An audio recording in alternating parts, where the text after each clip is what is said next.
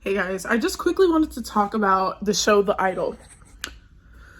I watched The Idol last night. I watched both episodes 1 and 2, and I also watched D'Angelo Wallace's video on it and Charlie Penguin Zero video on it.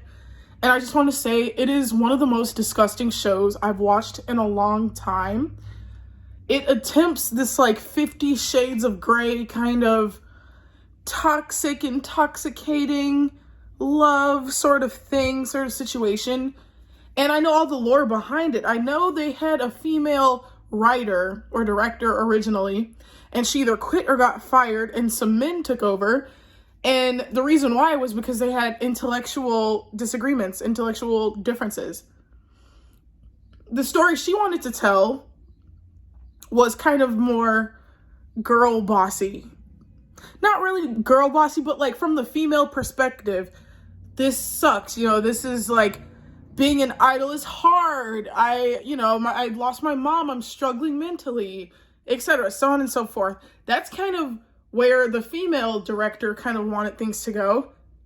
And then we got what we got from the male director, the Euphoria writer guy or whatever. I don't know if it was the writer or the director's guys, but the story originally was not supposed to be like that. It got scrapped for what we saw in the episodes themselves. I don't know about you guys, but I personally do not want to watch a show about a mega superstar with mental illness getting taken advantage of sexually, emotionally, psychologically, financially. I don't want to watch a show like that. If it's a thriller movie, maybe I would watch something kind of like that, some based on a true story kind of thing like that. Maybe I would want to watch it, but some glorification, whatever, of, the struggle of mental illness and like being a tragic, beautiful superstar and then having the sexy, dark man taking advantage of you, and oh my god, he's so hot, he understands my asphyxiation kink, whatever, right? I don't want to watch a show like that. It grosses me out. Now, I do want to applaud 2 scenes that I thought were really good. I thought the scene where, the perfectionism, the scene where Jocelyn is like, can we do another take? Can we please do another take? Can we please do another take? And her feet are bleeding and she has a psychotic break, right? I think that was a strong scene. That was really strong. And the message was clear, right? Like, here's someone who's struggling so much. Perfectionism is wearing down on her. It's her first time doing this without her mom. Completely understandable why she freaked out like that. And it makes you sympathize with her as a character. Now, another good scene that D'Angelo Wallace pointed out, that I didn't even think about, the scene where the news lady, the reporter, was getting details about Jocelyn's life. Obviously, she wanted details about how she feels about her mom's passing. Obviously, she wants details about the photo that leaked of Jocelyn, right? And that, I feel like that had a lot to say too about the exploitation, like how these reporters don't give a fuck about your feelings. They don't care about you. They don't want to know about your day. They want to know about the scandal. They want to know about the scandal. And once you tell them about the scandal, they don't give a shit about anything else. They want the bag. They're chasing the bag. And so I do feel like that's an overarching theme of this whole show, chasing the bag. The reporter's chasing the bag. The music lady director, who's a bitch, right? She's chasing the bag. Jocelyn's chasing the bag. Of course Jocelyn is chasing the bag. And The Weeknd, what was his character even named? Tedros? He's chasing the bag. That's why he's manipulating her. That's why he's taking advantage of her. I don't like the optics. I don't like the message. The message is unclear, first of all, in the show so far. The message of what's going on with the mental illness and the taking advantage of Jocelyn, that is unclear. What are you trying to say? What are you saying? This story started off as something that was supposed to be from the female perspective about the hardships of being super famous, being an idol, etc., so on and so forth. We will never get to see that story. Instead, we're seeing Jocelyn's nipples in every single fucking shot.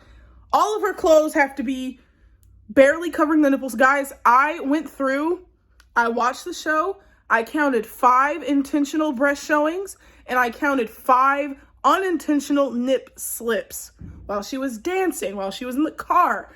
Her outfits, I'm baffled, really. I'm just so baffled, and I hope to God that Lily Rose Depp consented 100% to the outfits, to the nip slips. I hope to God she was just like, whatever, I see it, just leave it in there. I was just, oh my God. And then the episode that really just took me out of this world was the second episode.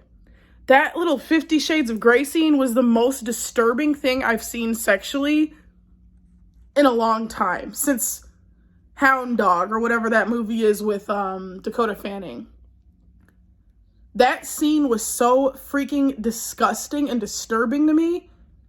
First of all, so much consent was violated here. There's a girl watching Jocelyn go through this, right? There's some rando watching her go through this. And then just watching the setup of her being manipulated. Oh, of course we're talking about music, and in the morning, after great sex, you hear my friend singing. You're gonna sign to my label. I guess this is all so she signs to his label so he can take her royalties, take advantage of her and whatnot, which had potential to be a good story, but it is just so focused on exploiting Lily Rose Depp's body that it's a hard watch. It really is a hard watch. But one thing I do want to say, one sexual scene that I thought actually mattered or made the plot good was the scene where she first invites him over and they're working on her song and she shows him, I'm just a freak, yeah. Now, the dialogue was very cringy. He's like, this song shows me that you don't know how to fuck. You don't sound like you know how, or whatever. And she's like, I do know how. I'll prove it, or whatever. You know, that's so predictable. We already know where that's going. But when he asphyxiates her, which we saw was one of her kinks before she even met him, and then he cuts the little thing for her mouth, and she sings, right? It's mixed together with her showing her bosses, basically, the new song, how she remixed it. I think that was so well directed and so well done in a good sex scene where it's like that level of sensuality was necessary. That level of nudity, I guess, was necessary. That level of seeing Lily Rose Depp's body was necessary, and not just, hey, watch our show, there's tits, right? That felt genuine and necessary. Now, if that was the only sex scene or only like flash of her body to that degree that we saw in there, I probably would have less to say about what the true intentions of the show is. But obviously that's not the case. And I just wanted to get that off my chest because I've been thinking about it for like 2 days straight, and it's like weighing heavy on my mind for some reason. The show is disgusting. I'm probably gonna finish it, guys. I don't know why. Because the story, on the surface, it's a good story. It's just the execution is so fucking bad. They don't believe enough in the story to the point where they're trying to sell Lily Rose Depp's pussy to make up for their, just in case people don't want to watch this, we have to make sure Lily Rose Depp's long nipples are in at least every shot, every 10 minutes. We need a shot of her nipples every 10 minutes. And I just really hope to God that she consented to all of that, because it was a lot. It was a lot to sit there and see nipple after nipple after nipple. I have the hardest time listening to The Weeknd's music now. He plays a straight up predator in this show, which, I mean, maybe he's doing a good job of acting, because he just really kind of grosses me out now. Anyways, that all being said, ew, I'm just disgusted. It was not a good watch for me. I did not enjoy it, but I do think the plot is pretty good. Like, I would want to see a story about the realities of being an idol, how this person is pretending to be looking out for you, but in reality, they have an ulterior motive. I would be interested in watching a show like that, but not one that exploits the female cast to that degree. Lily Rose Depp is not allowed to wear anything more than a bathing suit, more fabric than a bathing suit throughout the entire show, well, through the 2 episodes I saw. Where, you know, all the while, The Weeknd, who's her male counterpart, the male main character, he gets to be fully clothed. The sex scenes, we're looking at Lily Rose Depp's nipples and her tits. And when she hurts herself on stage, we're looking at a panty shot and her inner thighs. For The Weeknd, we don't see any of that. And I think that's unfair, and I think that it sends a clear message of what the show is trying to do, which is sell Lily Rose Depp's pussy for viewership. Believe more in your story, please. Believe more in your story. Because the story itself, when you break it down to the nuts and bolts, it's a good story and it's interesting. But when it's executed like porn, it's a piece of shit. And it's hard to watch. And it makes me uncomfortable. And I really wish this wasn't my position, because I love shows about like people fighting to get to stardom and whatnot. And the climb, basically. I love watching shows about the climb. And this has an ulterior motive, I feel, of just objectifying Lily Rose Depp in every single fucking shot. You can't sit here and tell me she was comfortable wearing those clothes. You can't sit here and tell me that, because when she would have a nip slip, she wouldn't even know about it. But the people at the cameras, they would know. And then you'd see a nip slip and her nipple would just be hanging out. And then 5 seconds later, it's a new shot with her shirt just fixed all of a sudden. So obviously, somebody pointed out, oh, your nipple came out. Or she noticed, oh, fuck, my nipple came out. Let's do another take or some shit.